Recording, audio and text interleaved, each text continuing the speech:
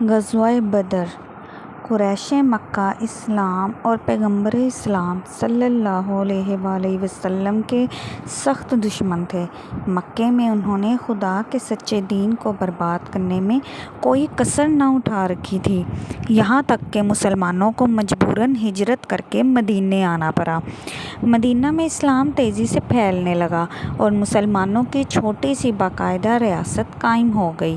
یہ بات قریش کے لیے ناقابل برداشت تھی۔ وہ رات دن یہ منصوبے بنانے لگے کہ کسی طرح مدینے کی اس نئی حکومت کا خاتمہ کر دیا جائے۔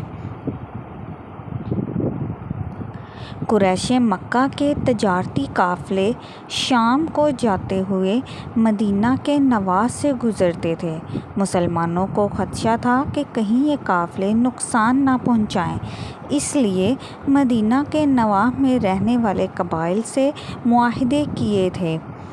اسی اثنا میں مکہ کے ایک سردار قرظ بن جابر فہری نے مدینہ کی چراگاہ پر حملہ کیا اور مسلمانوں کے مویشی ہانک کر لے گیا۔ اسی دوران اطلاع مدینہ پہنچ گئی اور مسلمانوں نے تعاقب کر کے مویشی چھین لیے، لیکن قرظ بن جابر فہری بچ کر نکل گیا۔ مسلمانوں نے قریش کے تجارتی قافلوں کی نقل و حرکت کا جائزہ لینا شروع کر دیا۔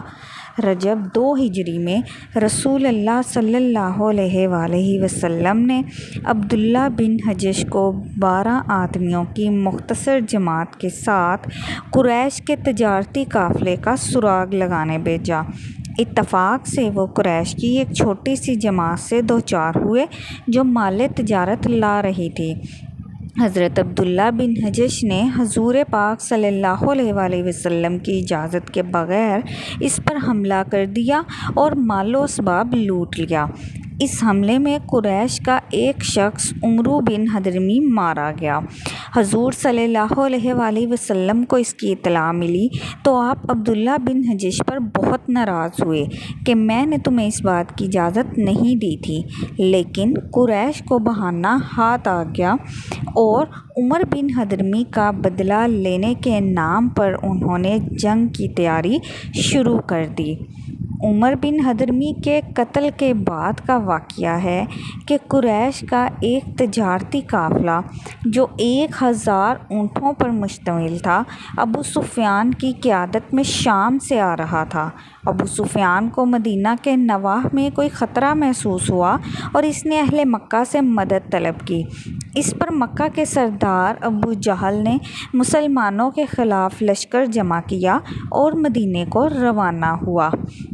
حضور پاک صلی اللہ علیہ وآلہ وسلم کو کفار کی تیاریوں کی اطلاع ملی تو آپ صحابہ اکرام رضی اللہ تعالیٰ عنہ سے مشورہ کیا۔ مہاجرین نے جوشیلی تقریریں کی۔ اسی طرح انصار کی جانب سے حضرت سعد بن عبادہ رضی اللہ تعالیٰ عنہ نے اپنی وفاداری کا یقین دلایا۔ اب حضور صلی اللہ علیہ وآلہ وسلم 313 جانصاروں کے ساتھ شہر سے باہر نکلے اور مدینہ سے تقریباً 30 میل کے فاصلے پر بدر کے میدان میں پہنچے۔ اسی اثنا میں قریش کی امدادی فوج مکہ سے روانہ ہو کر بدر کے نواح میں پہنچ گئی۔ یہیں نے اطلاع ملی کہ ابو سفیان کا قافلہ بخیریت مکہ پہنچ گیا ہے۔ اس لیے بعض سرداروں کا خیال تھا کہ اب جنگ کرنے کی بجائے مسلمانوں سے صلح کر لینی چاہیے اور عمر بن حضرمی کا خون بہا لے لینا چاہیے، لیکن اس تجویز کی ابو جہل نے مخالفت کی۔ دراصل مسلمانوں کی انتہائی کم تعداد کے مقابلے میں اسے اپنے 1000 جنگجو جوانوں پر ناز تھا۔ اس کے پاس اسلحہ بھی بہت سا تھا، اس لیے اس نے لڑائی کی حمایت کی۔ قریش مکہ کی آمد کی خبر سن کر حضور پاک صلی اللہ علیہ وآلہ وسلم نے اپنے بعض صحابہ کرام کے پڑاؤ کو بدلا۔ پانی پر اپنی بہتر دسترس خاص طور پر مد نظر تھی۔ اسی طرح یہ بھی خیال رکھا گیا کہ دن چڑھے تو سورج آنکھوں پر نہ آئے۔ لڑائی 17 رمضان المبارک 2 ہجری کو ہوئی۔ اس سے پہلے رات بھر حضور صلی اللہ علیہ وآلہ وسلم اللہ تعالیٰ سے فتح کی دعا مانگتے رہے۔ صبح آپ صلی اللہ علیہ وآلہ وسلم نے نماز پڑھائی اور اپنے وعظ سے مسلمانوں کو نیا جذبہ عطا فرمایا۔ پھر مسلمانوں کی صف بندی فرمائی۔ اسلامی فوج 3 حصوں میں منقسم تھی: مہاجرین، بنی اوس اور بنو خزرج کے ہر حصے کا علمبردار الگ الگ تھا۔ حضور صلی اللہ علیہ وآلہ وسلم نے حکم دیا کہ مسلمان صف بندی کو نہ توڑیں اور جب تک حکم نہ ملے جنگ شروع نہ کریں۔ یہ جنگ بڑی آزمائش کی جنگ تھی۔ حق و باطل، نور و ظلمت یعنی اسلام اور کفر کی جنگ تھی، اور مسلمانوں کو اپنے ہی کافر رشتہ داروں کے خلاف تلوار اٹھانا پڑی۔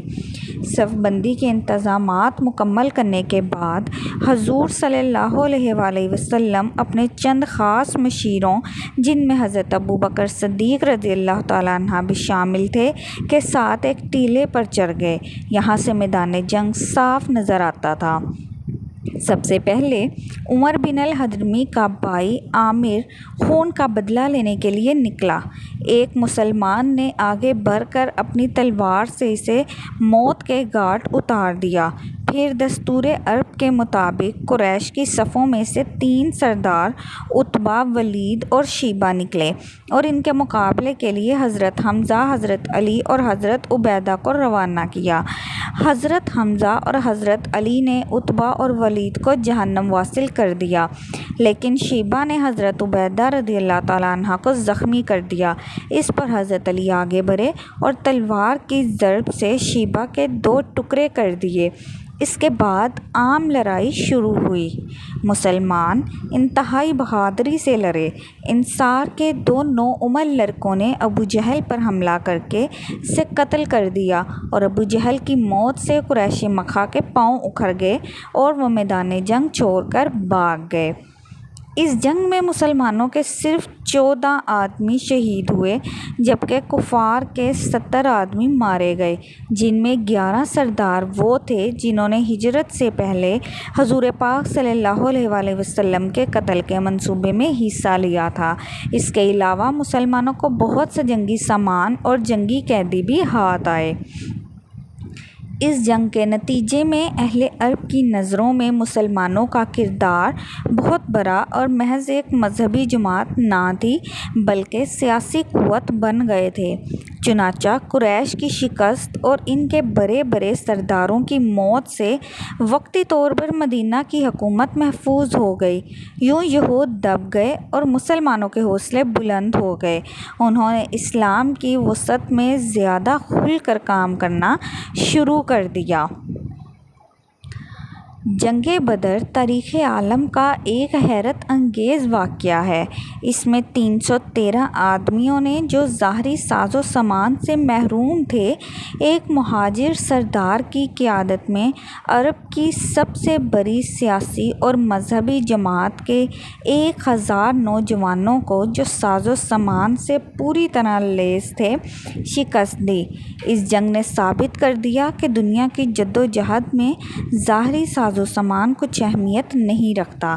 دنیاوی جاہ و جلال اور فوجیوں کی کثرت فتح کا نشان نہیں، بلکہ دنیا میں غلبہ اہل ایمان کو حاصل ہوتا ہے، جو خلوص دل سے اسلامی تعلیمات پر عمل کرتے ہیں۔